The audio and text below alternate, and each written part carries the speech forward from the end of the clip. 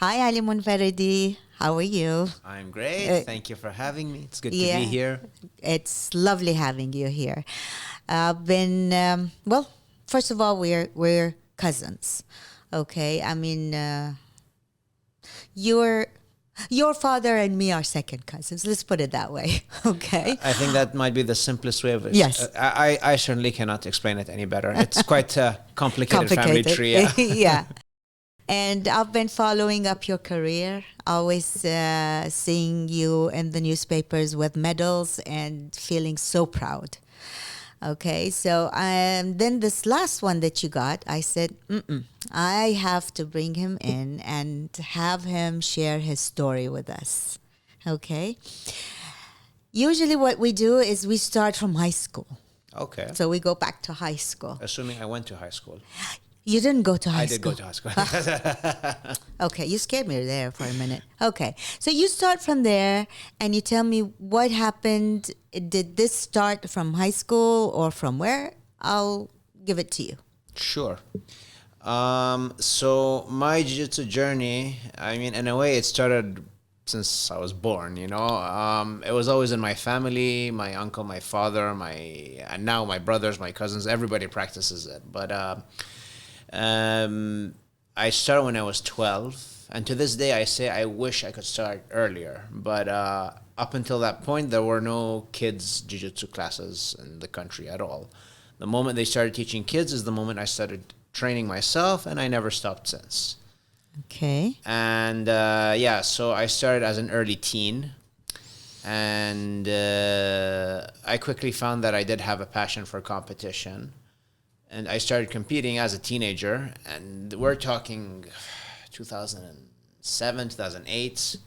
And at the time, the sport wasn't nearly as developed as it is now in this region. And at the time, there were no kids, juvenile, or teen divisions. So I had to fight with the adults, which is the grown men. Oh. And needless to say, I lost time and time again, one tournament after the other, until one day when I was 15, I won the first edition of the World Professional Championship held in Abu Dhabi. Where was this?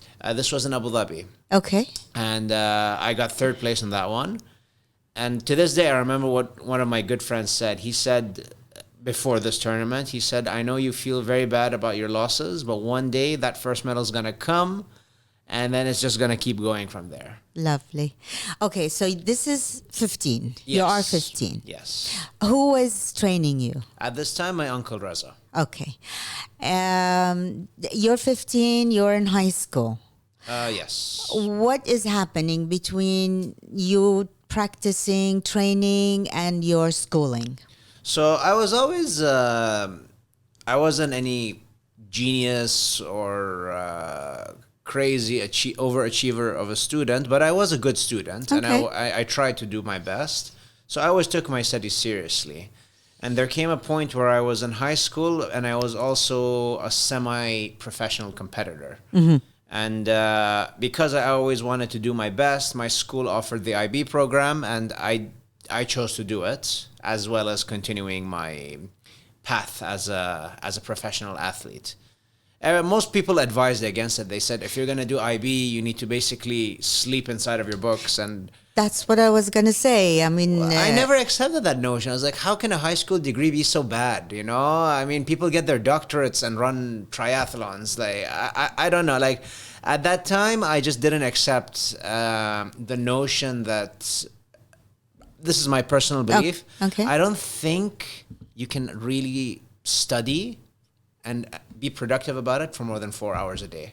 What are you doing if it's more than 4 hours a day? Okay. Yeah, but that's just my personal opinion. So you got IB. You went into IB. Yes. And you were still training. Yes. Okay. And this was my preconceived notion that I could do it, but I very quickly found out that it was very challenging. Okay. And this was the only time in my life where there was a point where I wasn't training every single day. Okay. That's what IB did to me, but to the best of my ability, I was trying to make up for lost time. For example, I rode the school bus to and from the school, and I was the first household that the bus picked up. So the bus driver would come around 5:45 a.m. And just to get in some more training, I would wake up at 4:30, go in for a long, oh, not a long, but a medium jog, come back, shower, have my breakfast, go off to school, just so that I could at least put in a little bit more time. Yeah. And I think that groundwork that I put in of those daily jogs kind of developed me into the athlete I am today, stylistically.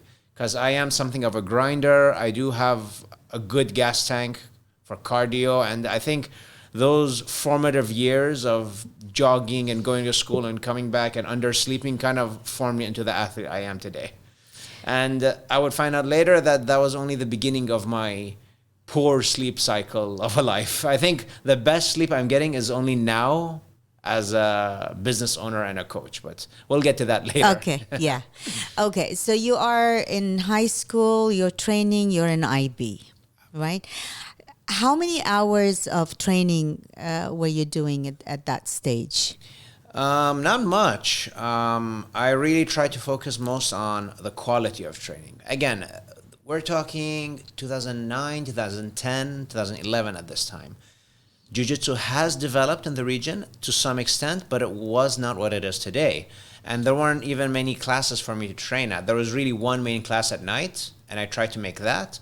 I tried to do some work in the gym before. I tried to study as much as I could online. I tried to kind of do a little bit of extra training after that one class, but it was really all based around that one class a day. Then there was all the accessory stuff I did, like the jogging. The class you're talking about, sports class, yeah, Yes. before that. Yes. Now tell me, what is that? I still can't pronounce the Jiu-Jitsu. Jiu-Jitsu. Yes. Okay. What is it? Is it a branch of... Okay, just excuse my That's my all right. ignorance. That's all right. Is it a branch of karate? Is it a branch of kung fu? What is it? Tell us. So first I'll tell you what Jiu-Jitsu is, and then we'll trace back its origins. Okay. So Jiu-Jitsu is basically the ultimate form of grappling combat, which means fighting somebody without the use of striking or kicking. Mm-hmm. You're using holds, transitions, chokes, and locks to submit somebody. And its origins are rooted in judo. Oh, judo. Okay. Yes, and judo is kind of like our mother sport. And as judo became more Olympic, jiu-jitsu kind of branched off on its own. And the fundamental difference between judo and jiu-jitsu is the following. In judo, the objective of the fight is to throw your opponent. Once your opponent has been successfully thrown, that is known as an ippon, that is the end of the match. You win. Okay. In jiu-jitsu, the primary objective is to submit your opponent. In other words, you need to make them give up. Whether it's from a lock on your arm, your wrist, a choke, you are submitting your opponent. Even if they're standing, even if both of you are standing, you're not on the ground. Well, because of the nature of that objective, the majority of the fight, I would say 90-95%, does eventually end up on the ground. Oh, okay. Yes, but there is the potential of much of the fight being in stand-up. But jiu-jitsu is stylistically known as a ground fighting game. Okay. So let's go back. 15-year-old, you got your first medal. Yes. You're in high school, IB, training online. You graduated from high school. Any more medals between 15 and graduation and from high school? In this period, I competed as much as I could. So yeah, there were plenty of good times during my high school years. Not a lot of sleep, but so what happened, there was a point as I was nearing my graduation where I had a conversation with my uncle, my father, and we wanted me to have a more substantial future as an athlete. So we kind of decided internally that even though I had ambitions as a student, that I would stay in Bahrain and study in Bahrain so that they could oversee my training and I could kind of comfortably train full-time in Bahrain. And then at one point, it was my mother who... Yeah, good. Because I was going to ask you now, what are they feeling? What are your parents feeling in regards to all of this? So my father, he trains jiu-jitsu himself. Okay. And like for him, it was always about loving me and supporting me and knowing in his heart that whatever decision I take would be the best path. He never forced me or veered me in one way or the other. But it was my mother who actually suggested when I was maybe 2 months away from graduation, and she said, well, isn't jiu-jitsu a Brazilian sport? Why don't you go study in Brazil? Oh my God, your mom said Yes, that. yes, funny, right? She's the least involved, and she's never trained jiu-jitsu in her life, but that was her suggestion. And her idea was that I go do my university studies in Brazil, and I go train in the best academies there. Immediately, my response was, well, I assume you need to speak Portuguese to study there, so I don't know if that's possible. She said, do you know that for a fact? Maybe there's an American university or something, you know? So I started looking into it. Okay. And as I started looking into it more and more, I got excited about the idea of going to train and study in Brazil. Eventually, I found out that no, you absolutely need to speak Portuguese to even qualify for a university. But by the time I received this information, I already made up my mind. That's it, I'm going to Brazil. Oh my God. But you're going to college or you're going for the sports? Well, the primary objective is sports. Okay. Finishing my university studies would basically be the way to do it. You know what I mean? Yeah. So yes, I'd get my degree, but that would only be as a backup. That would only be for my personal education. But the location, Brazil, would be chosen absolutely because of the sports.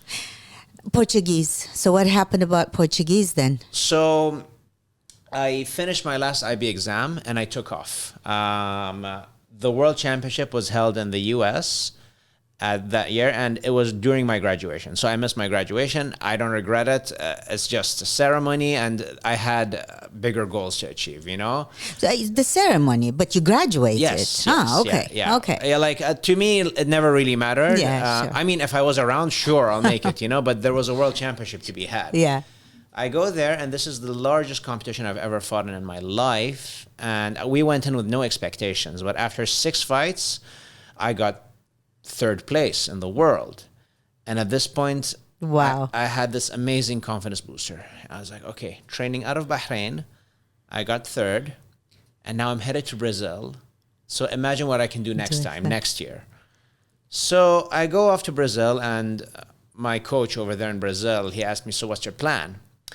And I tell him, well, we have a 6-month gap because the semester there doesn't start in June when I graduated. It starts in January. Okay. So I yeah, had a because they are on the other side of the Yes. globe. Yes. So I told him the plan is within the 6-month gap, learn as much Portuguese as I can to pass the entrance exam, get into university, and then We'll take off. take off, and then I'd spend a total of 4.5 years in Brazil, learning as much jiu-jitsu as I can. Obviously, there's a huge competition scene there, competing as much as I can, training with the best of the best. And I told him this plan, and this is Fabio Gurgel, the man I'm talking about. He's one of the most respected figures in jiu-jitsu history, not only as a competitor and a coach, but he's become a millionaire entrepreneur because of his contributions to as a business person. Okay. So he heard my plan, and he was just like, okay, if you say so. Okay. Let me just stop you right there. He's Brazilian. Yes. Now, this is sports. Supposedly, it's Far East, Asian sports. But he's Brazilian. Yes. How come he's the most professional known in the world? That's a good question. So, like I said, our origins are rooted in judo. But in the early 20th century, a judoka moved to Brazil. His name was Mitsuyo Maeda.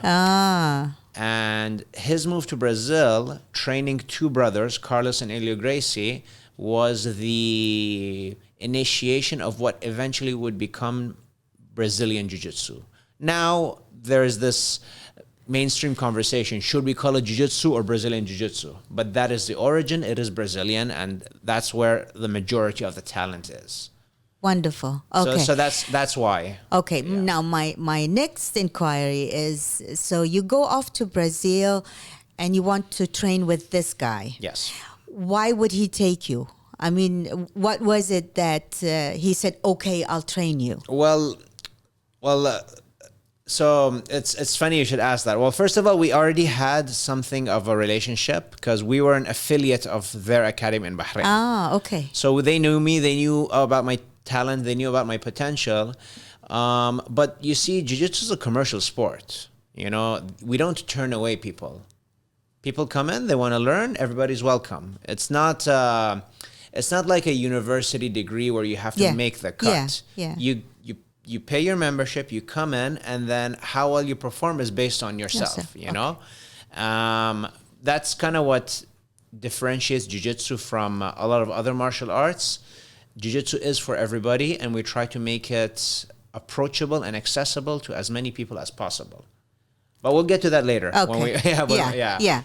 So now it's you going to Brazil, and this wonderful professional, famous guy is training you. Yes. And you put a plan in front of him. Yeah. And he went like, "Are you He didn't have a lot of faith. He didn't have a lot of faith in it. Okay. But so what happened? So the first 3 months, all I did was study the language. I had a tutor, and I had my books, and I had this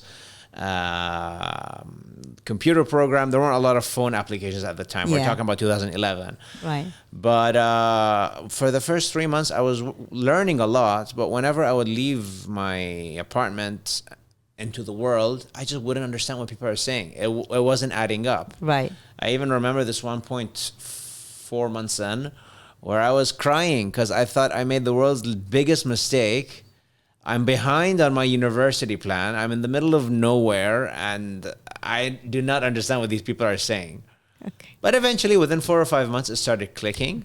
Yeah. And then within 6 months, I was communicating very well with everybody. And then by January, February, when university started, I wasn't extremely fluent, but it was good enough to get into university. And now the university exam is a funny thing because I took my first entrance exam 3 months in, and I failed.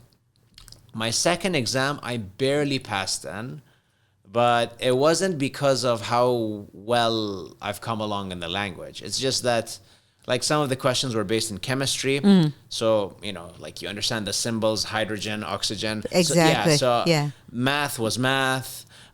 Some of it was just pure guesswork.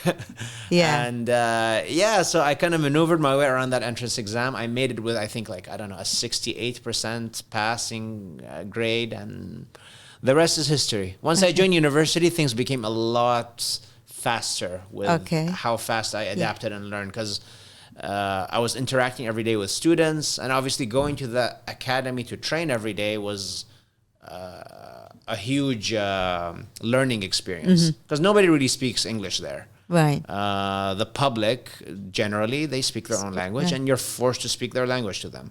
Under different circumstances, I might have not learned the language as quickly, but I had to learn it. Yeah, because you were there in the middle of it. The English I knew was close to useless. Okay. So, tell me, what major then in So that's a funny story. Yeah. So the plan was that I'd go in and I'd learn nutrition to kind of complement my athletic career. Okay. And the university I got into, basically the campus that taught nutrition was a 2 hour or 1.5 hour bus drive away from the academy. And I thought, 3 hours total of transit. Not only that would be a huge waste of time, it would also slice my training time in half, you know? And it just so happened that there was a campus 3 minutes, a 3-minute bike ride away from the academy, which was also very close to where I lived. It was all within this 10-minute bicycle range, you know? And I just took a look at that campus and what they offered, and I saw computer science. And I thought, hey, I could learn about computers. I've never done anything of this sort before in my life. But with time, I kind of found that computer science gang was really, they were my vibe, you know? And I've made some of the best friends I've made in my life with that group. So, I mean, don't ask me to fix your computer today, but I am technically a computer engineer. So. Okay. So college and then your training. Yes. What happened in this 4 years? Did you go into competition? I was competing like the competitions were gonna rot. But let's skip the many major minor competitions and go to 1 year after I moved to Brazil. That was the World Championship held in Los Angeles. I was going back. I got 3rd place the year before. Right. I'm coming in 1 year. After living in Brazil for that time, I'm much more confident. I'm much more experienced. I'm more mature. And I think that I have the potential to win. And then everything that could possibly go wrong went wrong. Like what? Tell us. Leading up to that competition circuit, I was doing very well. I won the second most important competition called the Pan American Championship. And then my confidence was up there. There was one last leg of this series before the World Championship, and that was Brazilian Nationals. And I went in so confident, and I was just shocked with the way I got defeated in my first fight. Oh, God. And of course, in the nature of any sport, Yeah. losses happen all the time. But I was 18 at this time, and it was devastating for me because I thought that I trained so hard that at least during this season, it wouldn't have been possible for me to lose. But that was an important lesson for me. It was... no matter how good you get, you are not superior to your opponents. You need to treat every endeavor with the same amount of attention and respect. And that was a humbling lesson. So Okay. I go back to Sao Paulo, which is where I lived, and we had a few weeks left. And I think around... Tell me something. Yes. So you lost in this one. Yes. What did your trainer say? What was his say in it? So, like... He wasn't harsh or anything, but he is a manager of an international team as well. And there's always like, they always have to choose their top two picks kind of as the people who represent the team. Because you can't pick more than two people to represent your team in a given tournament. Okay. And up until Brazilian Nationals, I was one of the front runners for... representing the team in the World Championship. But then I lost, and there were two other guys, and there was a lot of tension. So I didn't know whether or not I would make the cut. Yeah. All I could do at that point was train as hard as I can, show up for the tournament. And if I wasn't the team's top pick, it's kind of difficult to explain, but it wouldn't really affect me in a practical way, but it would be a huge downer. Right. Right? It means that your team doesn't believe in you. Okay. You know? Yes. They're not betting on you, basically. Okay. And I really wanted to contribute to the team. I wanted to, get that World Championship. I wanted to be the first person from Bahrain, from the Middle East, from Asia to do it. But then this happened, and I didn't know. And then 2 weeks before the World Championship, when I was training with my training partner, and his head hit my head, and I got this huge cut in my head, and I had to get, I don't know how many stitches. And then that was the second streak of bad luck. Okay. So I don't know if they have faith in me, and now we don't know if I can actually compete. Yeah. So I get these stitches, and there's 2 weeks left, and obviously I can't train jiu-jitsu. So the remainder of this time was basically riding my bicycle and going to the gym at my university just to do some physical training, and then doing light jiu-jitsu drills in the academy. Okay. And that's no way to prepare for a world Yeah. championship, but such were my circumstances. And I remember this one day where I did my light drills at the academy after going to university, and then I just went to the Central Park in Sao Paulo just to do like some rigorous biking, and it was raining, it was pouring, and I just remember wearing a beanie to protect my the gash in my head, and I was just like running up and down the hill in the park. I just remember that, and I think that was one of those moments where I can look back and think, wow, I was really determined on making it there. So we make it there. And so you do go? I do. I never planned on not going. Oh, you can go, but you might not be able to compete. Oh, no. So basically, if your team chooses you for Team A, you will contribute to the team. You're part of the team, all of that good stuff. Okay. But then if you don't make the cut, you kind of just fight as an individual. Okay. It's complicated to explain, yeah. Okay. But regardless, I was You were there. Yeah. Okay. But not being chosen for Team A would mean basically that I didn't have the practical support of the team. It would mean that they didn't believe in me, and it wouldn't be the best morale booster for somebody. Another who wants, downer. Yeah. But yeah, I make it there, and I was chosen for Team A, and and right before we compete, you'd think, all right, bad luck comes in threes, right? And Oh no.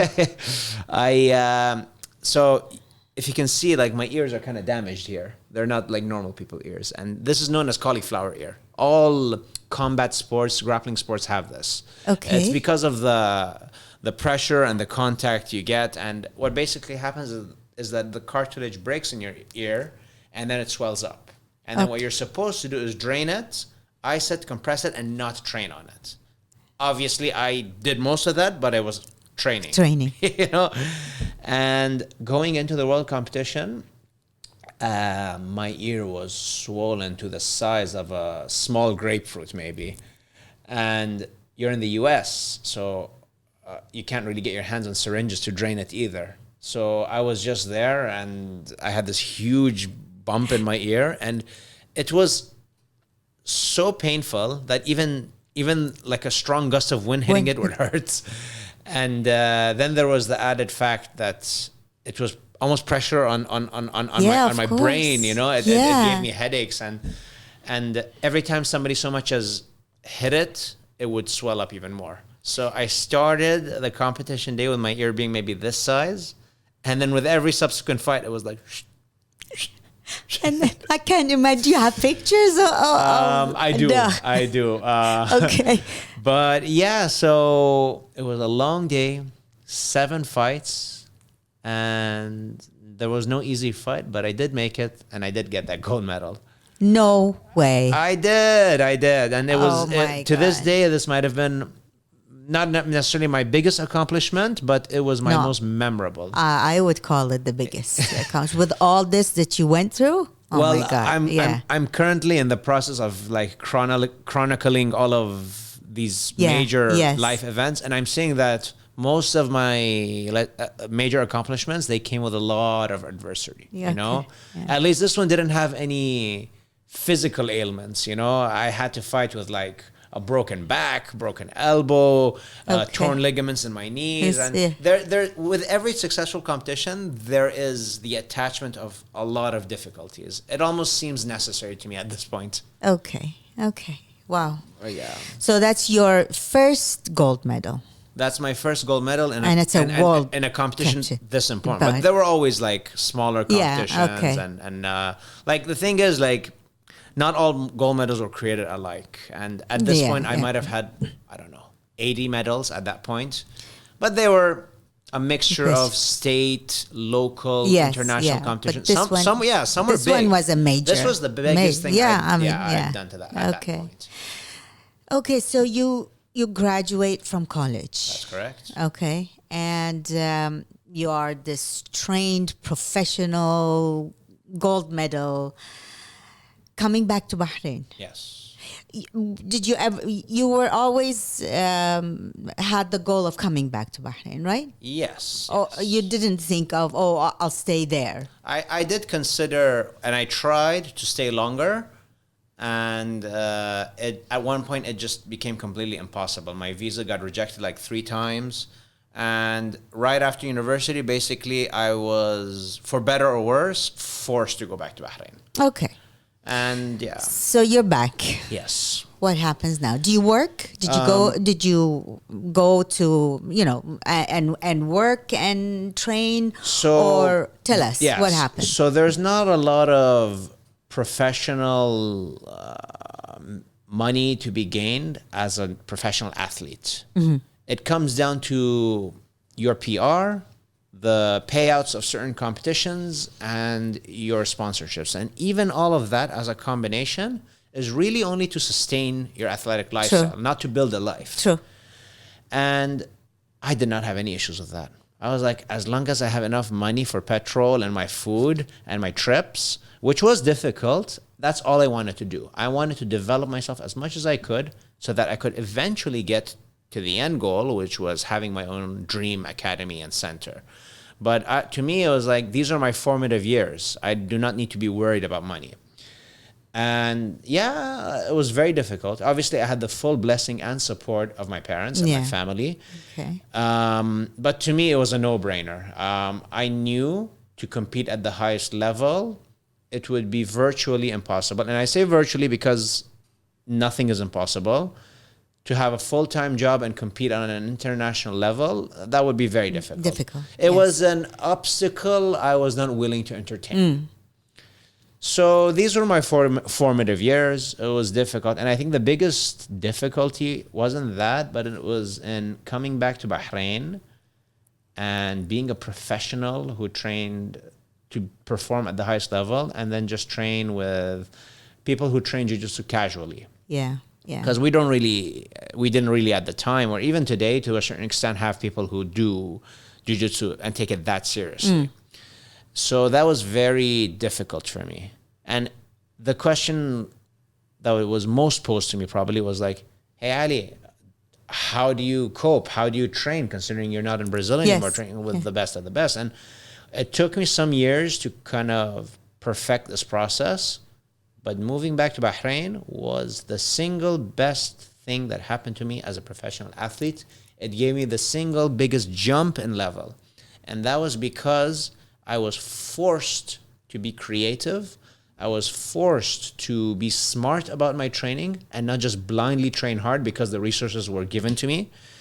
And it just came down to smart, specific, and purposeful training, where I would design everything to improve in my training regimen. You would do that. Yes. You would do all of that. Yes. Okay. Were you still in contact with Brazil? Of course, I still am today. Fabio's not only a mentor of mine, he's somebody that I look up to as, like I said before, as a business person. What he's done for the industry as a business owner and as a team leader and as an athlete, all of these things we can look up to. Okay. And again, I'm getting ahead of myself, but the success of Elements Jiu-Jitsu is in large part from his teachings. Okay. From the way you deal with customers, from the way you teach somebody their first class, their second class, how to formulate a program. So not just sports, but business also. Absolutely, absolutely. Okay.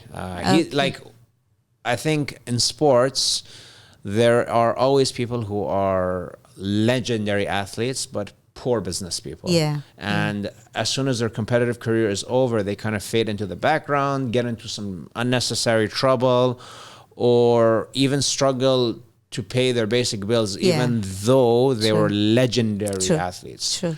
And jiu-jitsu isn't the kind of sport like, let's say, boxing, football, basketball, where you make it into your dream team and then you're financially set for life. In fact, my success as a jiu-jitsu athlete, the gold medals I get, I would say are almost completely irrelevant to the financial success I have. The financial success is PR, your posture, your personality, the way you deal with customers, the way you run your business, the way you treat your balance sheet, if there is any balance sheet, you know? So being organized and creative in that way is much more important to sustain yourself. So tell me, the period between coming back to Bahrain and having your own business, how long did it take? A few years. Okay. A few years. I think the biggest problem was first of all, financials, obviously. Yeah. I needed to kind of save enough money to be able to do that. Then there was always the fear, the hesitancy, the red tape, the support you would get for it. And at one point, life just dealt me a bad hand, and I was kind of forced to take that path. And I don't want to say that it was my own perseverance that kind of made it happen, but I was also blessed to have met a number of people who were extremely supportive to that cause. Okay. My family, my wife, who is now my wife, and my business partner, Ahmed. Okay. And it was the combination of these people and obviously everybody else who joined the Elements Project later on that kind of made us into the organization that we are today. So you opened your own gym. Yes. Okay. Is it only for this, or is it a normal sports gym? It is a jiu-jitsu academy that is completely committed to jiu-jitsu in all of its forms and only jiu-jitsu. Okay. It is the way I believe it should be done. And we make jiu-jitsu available to, like I said before, everybody. So somebody wants to be a professional like me, come on ahead. We have all the resources and teachings that you need for that. But let's say you're a child who's getting bullied. We're very, very proud of our kids program. Let's say you're a woman who wants to learn self-defense. Yeah. Let's say you're an older guy, somebody with a bad knee, a bad back. So let's say you want to do it for fitness, for weight loss, casually. All of those programs and methodologies are set in place. And we have many different levels, many different classes. And we definitely stray away from that classic martial arts dojo mentality. And we're more of a customer service, family experience of an environment. How popular is it? Do you have people passionate about it coming in and signing up and staying? Or is it just a seasonal thing and then they go away? Well, I like to believe that we as Elements had a huge role in making the sport more approachable to people who aren't, let's say, young and committed to compete. But I believe that jiu-jitsu is a bug that once it gets inside you, whether or not life keeps you away from it for a while, you always kind of end up coming back. Really? And That's we've built interesting. such a humbling community. We have so many people who care about, not me personally, of course myself, but what we stand for. One of the reasons the Academy doesn't have my face on it. Yeah, I was going to ask about your T-shirt. Yeah, so so- it comes up now. Yeah, so this Tell us. this is our logo, and I'll get into the logo a bit, but it doesn't have my face on it, doesn't have my name on it. And one of those reasons is that I want every single member of ours, whether it's our coaches, our staff, our members, or our students, I want them all to feel the same sense of home Belonging. to Elements in the way that I do. Okay. And it's very difficult to do that when my name is slapped on everything, Yeah. you know, because then it almost becomes like a cult. Ali this, Ali that, Ali's so great, Ali's this, Ali that. Not everybody needs to completely be behind Ali the person, but to have a common cause, an idea that can easily be symbolized in this triangle, everybody can do that. And it has been bewildering the way some of our members stand for Elements. They truly feel like they are a part of it and it is a part of them. Okay. They care. They genuinely care. And it's not just because of a common symbol. I believe it's because of our values. So what is it? Tell us. So, historically, Jiu-Jitsu had a lot of triangle symbols and logos. And a lot of people don't know this. A lot of people just go ahead and place the triangle anyways. But there is this one historic fight in Jiu-Jitsu. It was Elio Gracie versus Kimura. So Elio Gracie is one of the founders of Jiu-Jitsu. We're talking a long time ago. Okay. And he was not a very healthy, skinny, not very athletic guy. And he found his calling in Jiu-Jitsu because he could use the concepts and teachings of Jiu-Jitsu to apply to himself, the way we try to make it accessible to everybody. And the person he was going to fight was a classic judoka. He was a very athletic person, charismatic, famous judo athlete. And it was kind of like a fight of methodologies, judo versus this new thing that they're calling jiu-jitsu. Okay. And the judoka, he said to Elio Gracie, if you can survive 3 minutes with me, you basically get my recognition and respect. And people thought that it was going to be over in less than a minute. But I believe the fight lasted for 14 minutes. Oh, wow. Yeah. Elio Gracie was never going to win that fight. Okay. But he used the fundamentals of jiu-jitsu to slow down the pace of the fight, to protect himself, to overcome somebody who is much larger and physically imposing to him, which is kind of what jiu-jitsu is all about. But there is this one iconic moment from the fight where Elio Gracie is being thrown over Kimura's shoulder, and it almost looks like they're forming a triangle, and it's an iconic photo. Okay. And the first Gracie Academy's logo was that very photo kind of made into a logo, which became a triangle, which is where most of these triangles trace their origins. Okay. We're called elements jiu-jitsu, which kind of harken back to the elements that make what is jiu-jitsu. And this can be very ambiguous. You could be talking about the values. You could be talking about something a bit more practical. The symbol represents both. There are three different elements that come together into the triangle, but also the colors. So these represent the colors of a jiu-jitsu black belt. So it's like the black. Yes, yeah. it's a long strip of black. And there's a little bit of red in the black belt. Okay. So in a way, we're talking about the invisible values of jiu-jitsu, but also how these elements eventually come together to give you a black belt. Wow. Nice. Nice. And what are these writings there? Oh, so this is our We Are Bahrain t-shirt. This is a different edition. This is involving just Bahrain in general. So there's calligraphy here. There's the Bahraini sigil. Flag, yeah. And it was basically this movement we created in the middle of one of our lockdowns earlier this year. Movement, you mean from your academy? Yeah. Okay. So the academy was hurting during that lockdown, and many local businesses were hurting as well.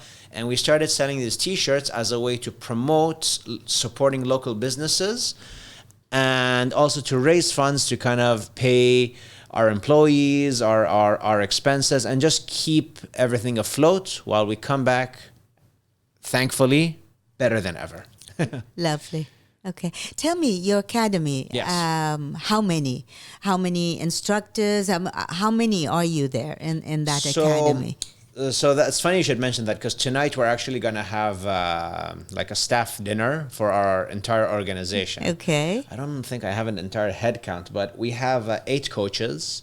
Wow. 4 of which are main coaches, and then 4 assistant coaches. Bahrainis? 7 of them are Bahrainis. Wow. And we have 1 Brazilian who recently joined us. Wow. All the way from Brazil? He was in the States at the time. Oh. But yeah, he came here with his wife. And then we have our media team. We have our reception desk, our cleaning staff. Lovely. And then obviously there's my parents, who kind of embody all of those jobs, and they're there from morning till night. I love that. They really embody the heart and soul of the place. They really care for the place. Sometimes I think, and it's probably true, they care more than I do. Yes, okay. Absolutely. I love that. Okay. God bless them. God bless them, truly.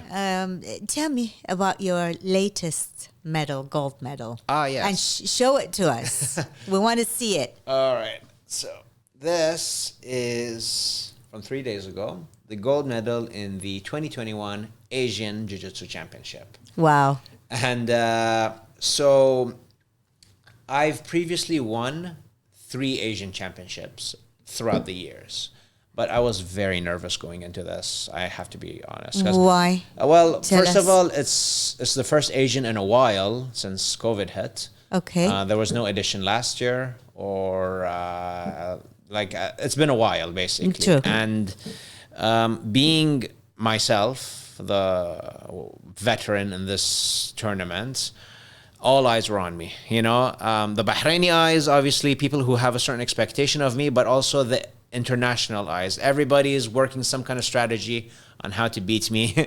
Okay. And I don't want to say one of the oldest, because I'm not old, I'm 27 now, but there's all of these new and up and comers, and everybody was gunning for this medal, and everybody had a very good setup, a very good strategy to do it.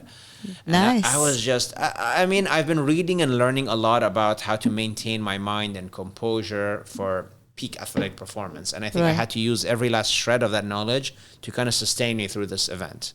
Where was it? This was held in Abu Dhabi. Abu Dhabi. Okay. Every year it's a different location. This year was in Abu Dhabi. And yeah, I was quite nervous because it was a lot of pressure. And I was constantly trying to remind myself that realistically speaking, there is no pressure. But I really wanted to win it. So we spared no expense in my preparation. I did everything I could. I hired a team of people to help me prepare. Obviously, there was my team, the coaches at our academy, our students who were pushing me in the jiu-jitsu end of things. I hired a flexibility and mobility coach, Asa Al-Eid, just to help me with my flexibility and recovery after my sessions. Bahraini. Yes. Wow. Yes. So what does he do? I mean, normally, is he in a certain? Does he have his own gym? What is? No. So he does the mobility and flexibility stuff as a side job. He's actually a pilot. Oh my God! No way. Yeah. So between our two schedules, it's a little bit difficult, but we made it work. Okay. I have a nutritionist who I've been working with for 2 years now. World-class nutritionist. She works with a lot of high-level athletes. She's Jordanian. Okay. I have a strength and conditioning coach who's Kuwaiti. He puts together my physical programs in the gym. And a few months ago, I hired a Bahraini affiliate of his to be my personal trainer to oversee that training. I have a physical therapist, Ahmed Anzour, who I see very regularly because of the nature of the injuries. And I have a meal prep sponsor who put together all of my meals as per my nutritionist's recommendations. And I think I'm leaving out a few things, but my point is we spared no expense going into it. We flew my Kuwaiti coach in to personally train me for a week, the last week before this tournament. And I look at that medal in the newspaper, and I just see the medal. Yeah, it's like I had no idea that you had all this team behind. It takes you. a village. I always say it takes, yeah. and it's so funny. One of my teammates from the national team, he unfortunately lost, but he came up to me as I was preparing for my final, and he was like, Ali, I gotta tell you something. I was like, the way he came to it was funny, so I was laughing because I was having my meal before the and I was like, what is it, bro? Tell me. And he's like, no, man, you're too good for this competition. It's just easy for you. It's easy, and you're just a different breed. I told him, man, thank you very much for the kind words and the praise. But I'm telling you, it might look easy to you, but I've been suffering. I've been like really working myself. I haven't had a rest day in 3 weeks. I did all the things that I mentioned to you previously. And the fighting itself, it may seem easy to you, but I'm actually at 1,000% capacity when I'm fighting. Yeah. So I'm glad to you, it looks like it's effortless, but trust me when I tell you it isn't. Like, it's a miracle that I came out of that tournament in one piece. That fighting, my style, consumes me physically. I'm still recovering from it 3 days later. I'm sure. But well, congratulations. Thank you. We're very proud. Thank you so much. So tell me, what's next, Ali? So, what's next? This last season, I was blessed with something of a surprise that I won the trophy for Best Asian Athlete. And the way the trophies work is an accumulation of your points in the competition circuit. So you don't have to win all the gold medals. You just need to win the total amount of points summed between your golds, your silvers, your bronzes. And so that kind of put me in the mindset of I want to get as many of that trophy as possible. Okay. The next season ends in November, so I'm trying to accumulate as many points as possible to become once again the best Asian athlete. So my next tournament is in 3 weeks. That's the France National Pro in Paris. Wow. So nice. So that should be a lot of fun. I've historically, and you never know because of the draw and competition. It's random who you fight. Okay. But I fought a lot of French people. So now we're going kind of to their home. So that should be very interesting. Yeah. And what about business-wise? What's next? So we opened just about 2 years ago. Okay. And it started off as basically just me to what now, as I told you earlier, to an organization. Yeah. And during COVID, one of the strides we've had to take is to start our online platform, which is basically people go to this website and they purchase these pre-rendered programs where they're learning online with me. Kind of like how you do an online course, but it's for Jiu-Jitsu.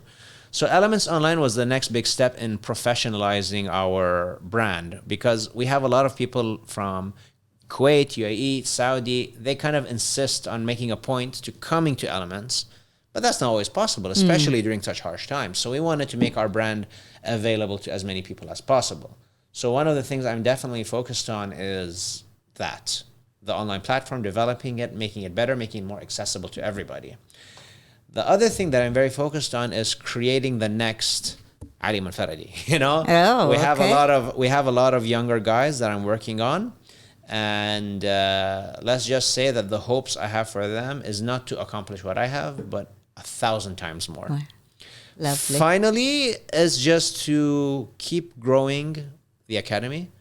I really love seeing people's lives being positively influenced by jiu-jitsu. People who make a home of it. This place brings together a lot of families too. Like we have a father, a mother, and their kids who train with us. We No have, way. yeah, like it's not just me, my dad, and my brothers. But You know. yeah. So I want to continue that positive influence, and it's not just me. I say I, but when I say I mean myself, The whole team. the team, The the team behind organization. you.